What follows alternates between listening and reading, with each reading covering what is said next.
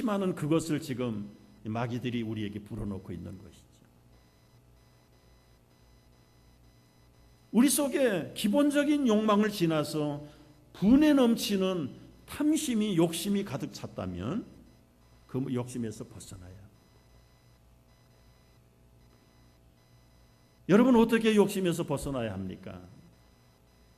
잘못을 저질러서 탐심을 가지고 탐욕을 가졌던 믿음의 선배는 이렇게 기도하면서 자기의 욕심을 정결하게 해결했어요. 시편 51편 10절 말씀이 있어요. 다 같이 읽어보세요.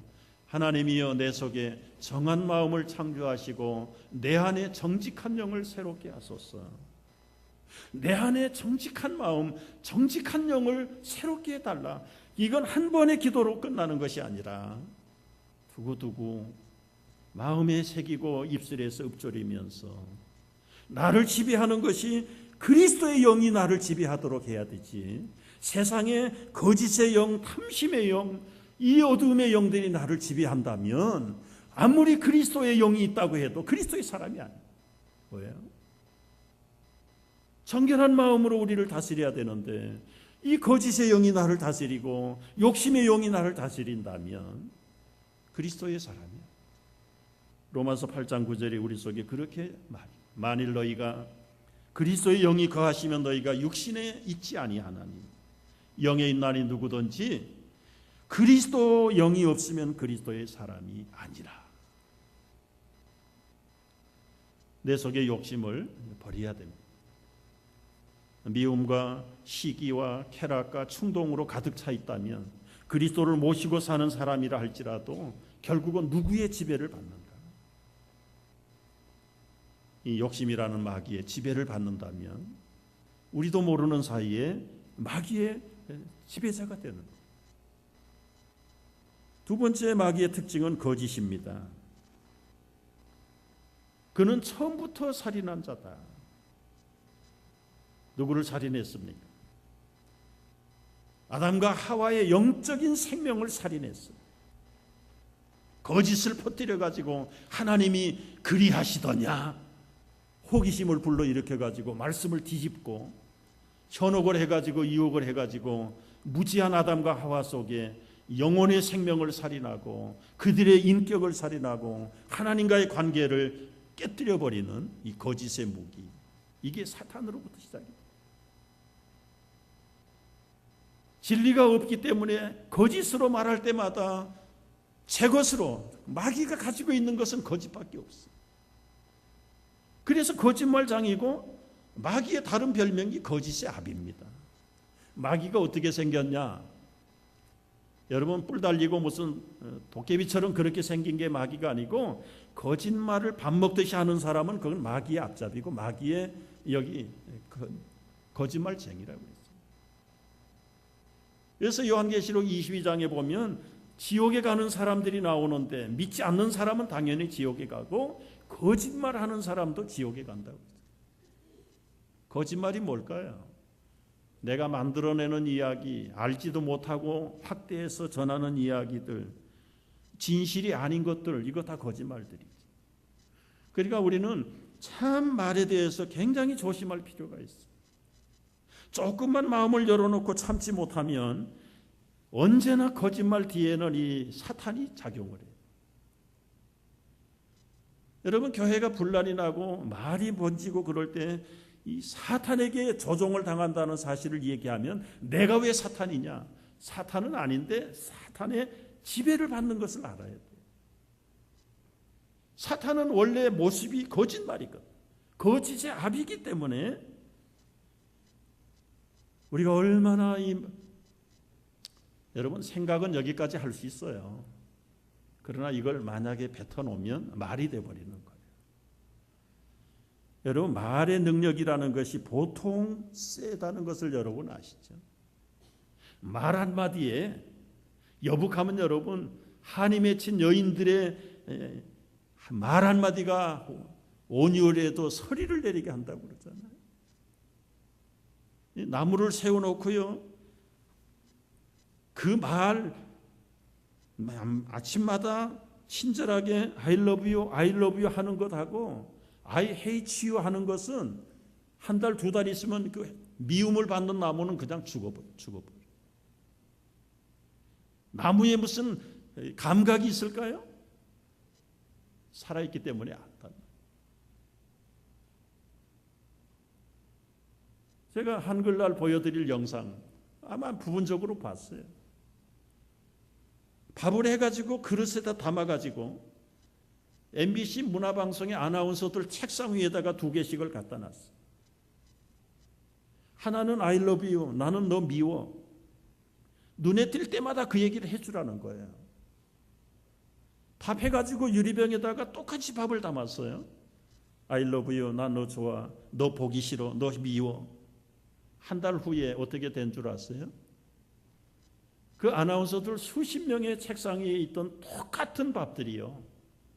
I love you 하는 것은 아주 곱게 곰팡이가 피고 I hate you, 나 미워, 너 보기 싫어. 그것들은 아주 새까맣게 독이 서리는. 여러분, 밥에 무슨 기가 있어요? 무슨 생각이 있는 것입니까? 삶아진 쌀이 유리병 속에 들어가 있는 것이 침이 튀기를 합니까? 아니. 그걸 보면서 이 아나운서들의 말이 얼마나 큰 영향력을 미치는가. 그 아나운서들 교육시키는 실험 대상으로 그걸 해놓은 게. 그러니까 이 마귀가 뒤에서 우리의 말을 이용을 해가지고 조종을 할 때는 그야말로 살인 무기가 되는 거예요. 살인 무기. 말 한마디 잘못해가지고 충격을 받아가지고 넘어가고 죽고 요절을 하고 충동을 일으켜서 사람을 찌르게 만들고 믿음에서 파산하게 만들고, 이게 다 이 거짓 사탄이 가지고 있는 유일한 무기 가운데 아주 위험한 무기가 이 거짓이. 혈통으로는 아브라함의 자손이라고 그러죠. 신분으로 보면은 크리스찬이죠. 교회 잘 충성하지요.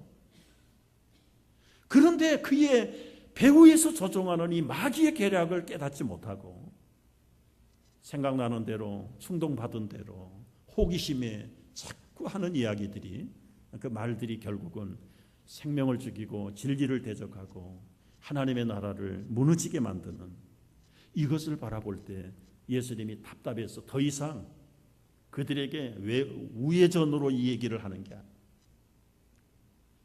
당신들이 정말 아브라함의 자식들이라면 아브라함은 나를 보고 친구 삼았고 내가 올 것을 내다보면서 즐거워하고 기뻐하면서 구원을 받았는데, 당신들이 아버지처럼 살아야 되는데 당신들은 아버지처럼 살지 못하고 오히려 하나님이 보내신 나를 죽이려고 하고 트집을 잡으려고 하는 것이 그 아버지의 그 아들이냐.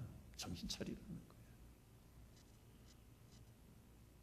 여러분, 우리는 타락적인 면에서 볼 때는 우리 조상들로부터 불완전한 생명, 그리고 타락한 생명을 이어받은 사람들이에요.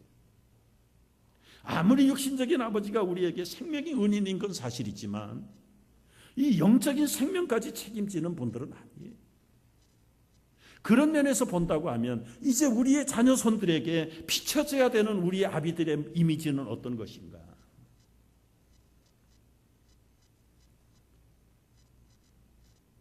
여러분, 우리 속에 마귀가 자라고 있으면 그 마귀를 잘라야 돼요. 거짓을 싹둑 잘라야 돼요. 근데 문제는 내 속에 이 거짓과 탐욕과 욕심이 자라는지 안 자라는지 그걸 빨리 진단을 하는 법을 알아야 돼요. 진단하는 법은 어렵지 않습니다. 아이들이 밥을 안 먹으면 벌써 엄마들은 뭘 알아차립니까? 이 아이에게 뭔가 이상이 있다는 걸 알아차려요. 건강한 아이 같으면 밥을 잘 먹어요. 그런데 뭔가 밥이 먹기 싫어하고 투정을 하는 아이들은 문제가 있는 아이들. 영적인 건강진단법도 마찬가지입니다. 우리 속에 마귀가 지배를 해서 마귀의 싹이 자라는지 안 자라는지 그걸 알려면 이 말씀이 바로 들리는지, 예배가 즐겁고 정말 귀한 것인지를 점점 말씀도 보기 싫고 설교도 듣기 싫고 교회도 가기 싫고 가봐도 그냥 생각은 다른 데 가 있고 어떻게 누구를 까나 안 까나 그런 거나 트집이 잡으려고 하고, 그러면 벌써 우리 속에 건강하지 못하다는 증거예요. 어려운 거 아닙니다. 지금 예수님이 그 얘기를 하는 거예요. 당신들이 그 아버지의 그 아들이라면 어떻게 행동이 그렇게 이율배반적이냐. 나는 내가 스스로 온 게 아니다. 우리 아버지가 나를 보내서 온 것이고 내가 말을 만들어서 한 게 아니라 아버지께서 하신 것을 보고 들은 것을 나는 그대로 옮기고 전할 뿐이다.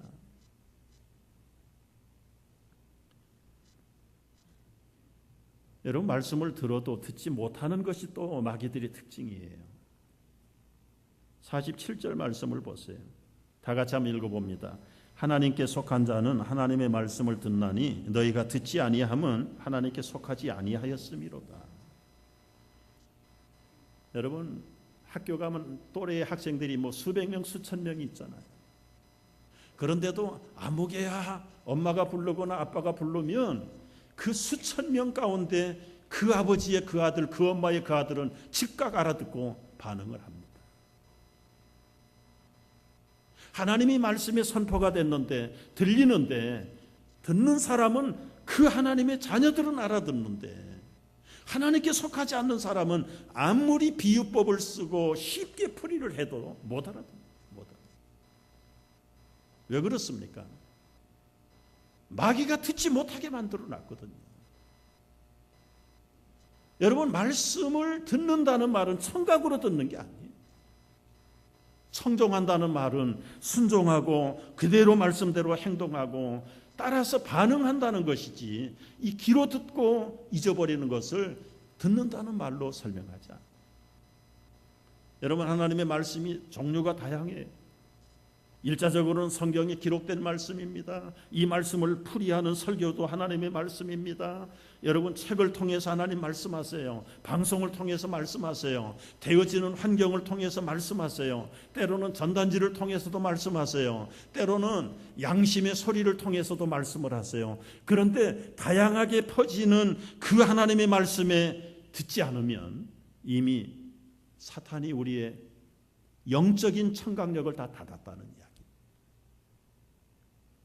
말씀이 들리지 않을 때 나타나는 증상이 무엇입니까? 48절을 보세요.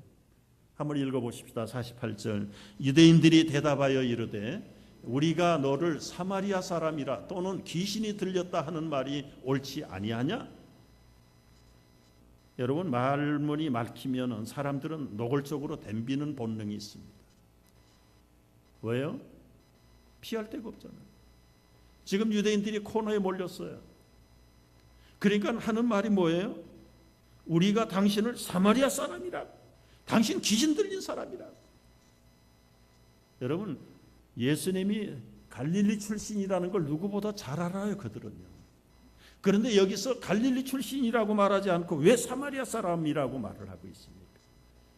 아까 41절에서 말하는 거하고 일맥상통하는 거예요.